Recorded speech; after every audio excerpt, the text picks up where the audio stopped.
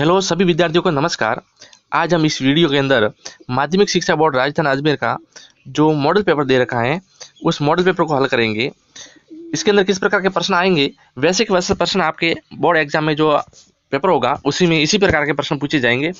जो इसका लेवल है, जो पाठ्यक्रम दे रखा है इस प्रश्नों के आधारित, उसी पाठ्यक्रम पर आधारित आपके पेपर आएगा। ये पेपर है आपके विज्ञान विषय का है और कक्षा 10वीं का है, ये 10th क्लास का है ना। और इसके अंदर जो प्रश्न है वो महत्वपूर्ण प्रश्न है। इसकी जो समय अवधि दे रखी है बोर्ड के द्वारा वो है 2 घंटे और 45 मिनट। इसका पूर्णांक रहेगा वो आपके 80 नंबर का रहेगा। सबसे पहले निर्देश दे रखे हैं तो हमें सबसे पहले निर्देश को पढ़ लेना चाहिए। तो निर्देश में दे रखा है परीक्षार्थियों के लिए सामान्य निर्देश क्या है। परीक्षार्थी सर्वप्रथम अपने प्रश्न पत्र पर नामांकन अनिवार्य लिखे। नामांकन मतलब क्या, रोल नंबर लिखने। और इस प्रकार आपके बोर्ड एग्जाम में जो पेपर प्रश्न होगा उस पर इस प्रकार के लिखा हुआ मिलेगा आपको। और इसके अंदर जैसे आपके एग्जाम हॉल में पेपर दिया जाता है आपको एग्जाम के द्वारा, उसके ऊपर सबसे पहले रोल नंबर लिख देना चाहिए। उसके बाद में हमें पेपर की शुरुआत करनी है लिखने की। उसके बाद में दे रखा है दूसरा, सभी प्रश्न करने अनिवार्य है। तीसरा है प्रत्येक प्रश्न का उत्तर पुस्तिका में ही लिखना। हमें इसका उत्तर है पेपर का जो हमें कॉपी दी राजी है उस कॉपी में ही लिखना है, कहीं पेपर के ऊपर नहीं लिखना है, साइड में नहीं लिखना है, उधर नहीं लिखना है। ठीक है, सिर्फ कॉपी के अंदर व्यवस्थित तरीके खंड वाइज लिखना है। खंड अ का अ में, खंड ब का ब में, इस प्रकार लिखना है।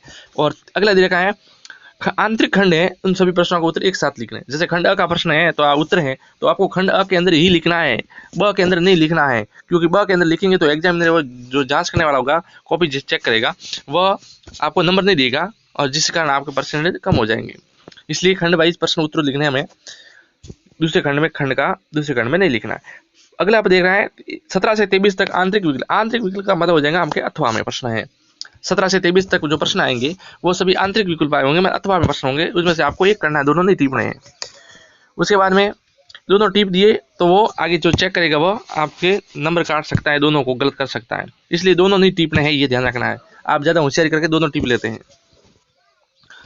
उसके बाद में खंड अ दे रखा है। खंड अ में किस प्रकार के प्रश्न हैं, तो खंड अ में दे रखे हैं बहुविकल्पीय प्रश्न दे रखे हैं। निम्न प्रश्नों के उत्तर का सही विकल्प का चयन करते हुए उत्तर पुस्तिका में लिखना है। पहला प्रश्न दे रखा है शुद्ध रक्त बहता है। शुद्ध रक्त कहाँ बहता है, तो शुद्ध रक्त बहता है पक्ष महाशिरा में बहता है, यानी वह इसका सही हो जाएगा आपके।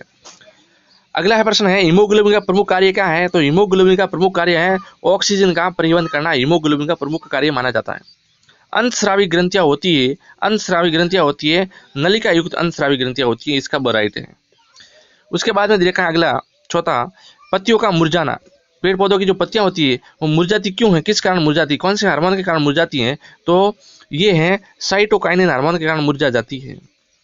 अगला प्रश्न है उत्तल दर्पण से प्रतिबिंब सदैव कैसे बनता है। उत्तल दर्पण होता है, उससे प्रतिबिंब सदैव कैसे बनता है, तो वक्रता केंद्र तथा अनंतता के बीच में इसका प्रतिबिंब बनता है।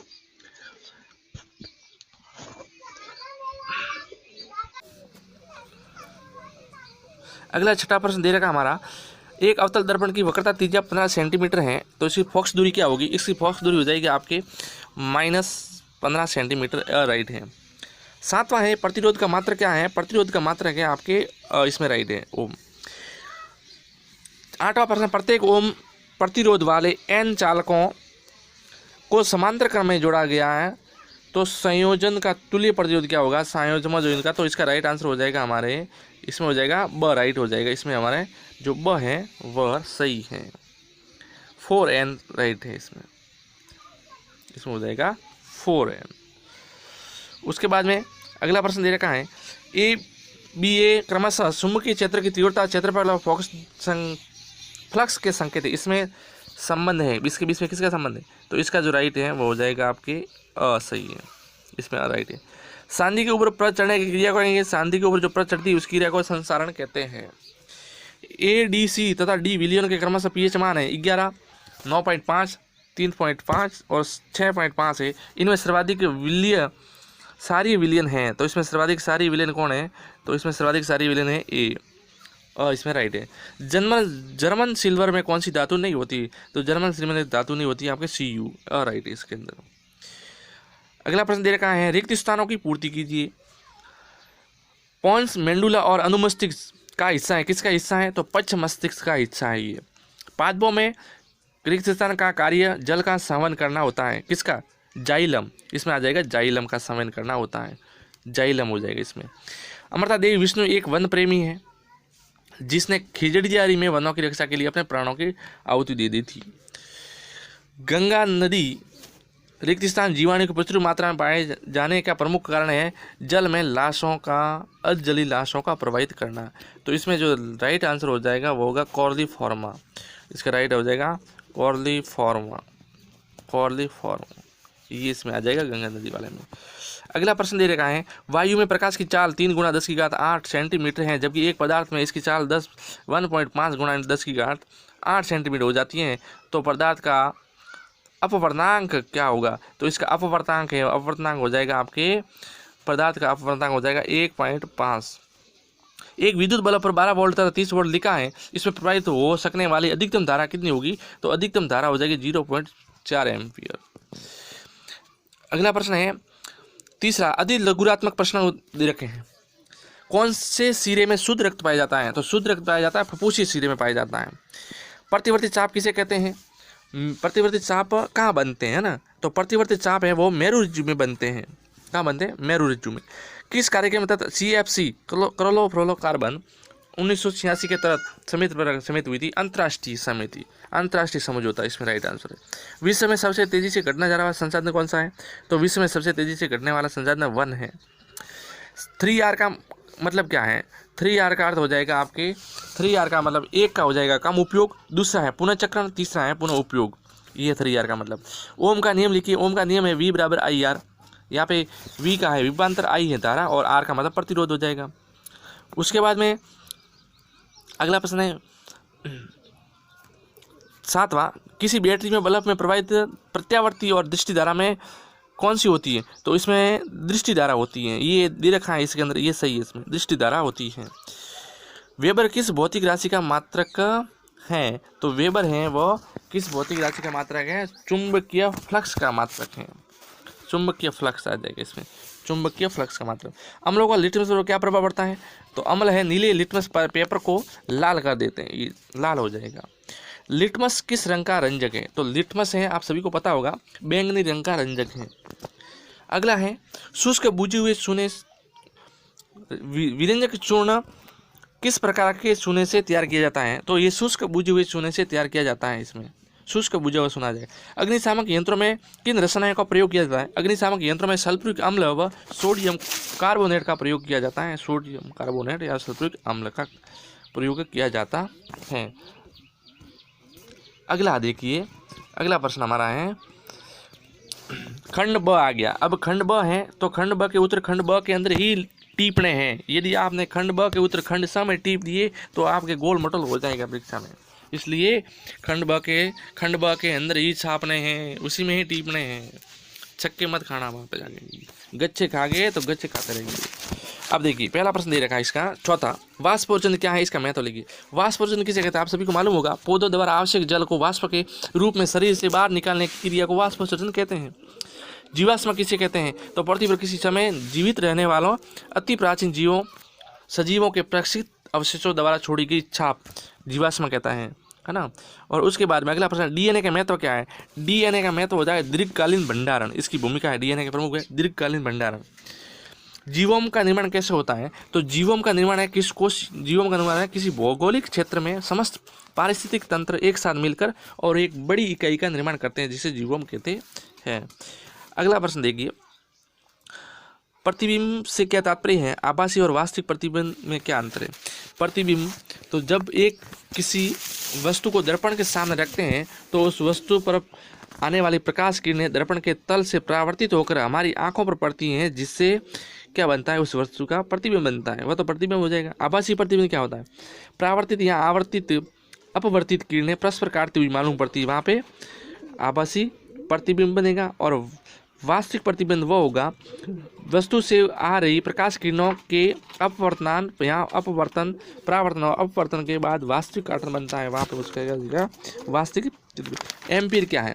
तो एम्पीयर की परिभाषा दे रखी है, वह स्थिर धारा, एम्पीयर की परिभाषा है वह स्थिर धारा जिसकी यदि दो असीमित लंबाई के समांतर चालकों में रखा जाता है। तो इन सभी के प्रश्नों के उत्तर आपको वीडियो के अंत में मिल जाएंगे लिखित रूप से, ठीक है ना। वीडियो को अंत तक जरूर देखिएगा।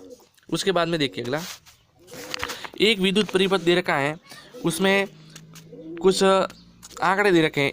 इस प्रश्न का उत्तर आपको वीडियो के अंत में मैं उत्तरमाला डाल रहा हूँ, उस उत्तरमाला में से आप लिख दीजिएगा तो आपको कठिनाई नहीं होगी। मैक्सवेल का कारक स्क्रू नियम क्या है? इसका स्क्रू नियम क्या है? किसी पेज को दाएं हाथ द्वारा इस प्रकार घुमाए जाए कि पेज की नोक विद्युत धारा की दिशा में आगे बढ़े, ये था इसका स्क्रू का नियम। अब अगला प्रश्न देगा हमारा, अगला प्रश्न है, किसी एक्स पदार्थ के विलयन का सफेदी करने के लिए होता है। तो सफेदी करने के लिए किसका उपयोग होता है? चूने का उपयोग होता है, और चूने का रासायनिक सूत्र क्या है? CaO रासायनिक सूत्र हो जाएगा। अगला है 13वां, समीकरण दे रखा है, इसका सरल करना है। तो इसका उत्तर भी हमें इस वीडियो के अंत में आपको PDF के रूप में प्राप्त हो जाएगा। इसी वीडियो के अंत में लिखित रूप में आपको साथ साथ में बताया जाएगा, वहाँ से लिख लें। और PDF डाउनलोड करना चाहते हैं तो PDF में भी आपको प्राप्त हो जाएगा। उसके बाद में मिश्र धातु किसे कहते हैं? तो मिश्र धातु आप सभी को पता होगा, मिश्र धातु किसे कहते हैं? दो या अधिक तत्वों से आंशिक या पूर्ण ठोस विलयन को मिश्र धातु कहते हैं। निस्तापन और भंजन क्या है? तो निस्तापन और भंजन, निस्तापन तो वह है कि ये प्रक्रिया कार्बोनेट अयस्कों द्वारा प्रयुक्त की जाती है ना, और इसमें अयस्कों को समित वायु में अधिक ताप पर गर्म करने के ऑक्साइड में बदला जाता है। इसके बाद में भंजन है, वह हो जाएगा, ये प्रक्रिया सल्फाइड अयस्कों हेतु उपयोग की जाती है। इसमें अयस्कों को वायु की उपस्थिति में अधिक ताप पर गर्म करके ऑक्साइड में परिवर्तन किया जाता है। अगला है, सिल्वर नाइट्रेट के विलयन में कॉपर का तार डालने पर विलयन का रंग क्यों नीला हो जाता है? अधिक क्रियाशील धातु या कम क्रियाशील धातु के लवण में विलयन में से विस्थापित कर देती है, अतः कॉपर को सिल्वर नाइट्रेट में डालने पर यह धातु सिल्वर नाइट्रेट विलयन में से सिल्वर को विस्थापित कर देती है, और कॉपर बनने के कारण ये इसका रंग है, विलयन का रंग वो नीला रंग हो जाता है। उसके बाद दे रखा है हमारा खंड ब। उसके बाद दे रखा है खंड ब। अब खंड ब है तो खंड ब के उत्तर खंड ब के अंदर ही टिप्पणी है, नहीं तो हो जाएगा घोटाला सब। 17 से 20 प्रश्न संख्या दे रखी है, तो इसमें आंतरिक विकल्प है अथवा में दे रखे हैं, दोनों में से एक करना है। नीव श्वसन और नीव श्वसन में क्या अंतर है? कठिन व्यायाम व का श्वसन दर पर क्या प्रभाव करते हैं? इसके अथवा में मेंडल के कार्य की संक्षिप्त विवरण टिप्पणी लिखनी है, और पौधों के मात्रात्मक वंशागति संबंधी एक उदाहरण देकर प्रस्तुत करना है। इसमें से आपको जो अच्छा आ रहा है वो, इस सभी के उत्तर आपको PDF में प्राप्त हो जाएंगे, टेंशन नहीं लेने का। अब देखिए 19वां प्रश्न दे रखा है, विद्युत मोटर का नामांकित चित्र देखकर नामांकित चित्र बनाना है और उसकी क्रियाविधि को समझाना है। ये नहीं आ रहा तो भू संपर्कता का जो अर्थिंग होता है उसके बारे में दीजिएगा।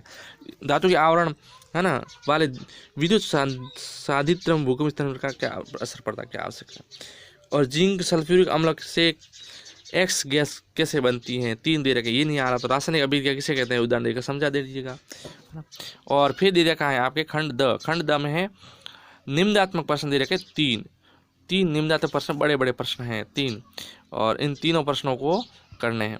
पहला है, मानव शरीर में पाई जाने वाली प्रमुख अंतस्रावी ग्रंथियां कौन सी हैं, और हार्मोन्स और इसके कार्य की संपूर्ण विवरण लिखना है, टिप्पणी देखनी है पूरी की पूरी। आप जितना लिखो उतना कम है इसके अंदर। अगला है, जब अनंत से अवतल दर्पण की ओर किसी वस्तु को बढ़ाया जाए तो बिंबों की स्थिति व प्रकृति पर क्या स्पष्ट होगा, ये बारे में लिखना है। इसके 3 पॉइंट दे रखे हैं, तीनों पॉइंटों का विस्तार से वर्णन करना है, ऐसे में नहीं भूलना है। उसके बाद में 23वां प्रश्न है, पीएच स्केल किसे कहते हैं? स्पष्ट कीजिए, मुंह का पीएच परिवर्तन दंतीय चरण क्या है? इसके भी 3 प्रकार के दे रखे हैं, ये नहीं आ रहा था, इसके अथवा में भी दे रखा है, ये करना है हमें। इस सभी के उत्तर आपको PDF के रूप में प्राप्त हो जाएंगे। ये इस प्रकार के आपके प्रश्न, लिखित प्रश्न उत्तर हैं, वह सभी प्रकार के मिल जाएंगे। जैसे देखिए यहाँ पे दे रखा है, वाष्पोत्सर्जन किसे कहते हैं? पौधों द्वारा आवश्यक जल के वाष्प के रूप में शरीर के बाहर निकलने की क्रिया को वाष्पोत्सर्जन कहते हैं। ये 5 है, पृथ्वी पर किसी समय पर 5वें का उत्तर है ना। 6ठे का DNA की भूमिका, दिल का भंडारण, 7वें का, 8वें का, इस प्रकार सभी के प्रश्न हैं, उत्तर हैं, वो सभी को यहाँ पे वीडियो के अंत में दे रखे हैं। यहाँ से आप आसानी से लिख सकते हैं। इस प्रकार की 10वें का जो सॉल्व था वो 11वां, और ये चूना है जो सफेदी करने के काम आता है। ये समीकरण हमारा था, इस समीकरण को आप आसानी से यहाँ से वीडियो को रोक कर आप लिख सकते हैं।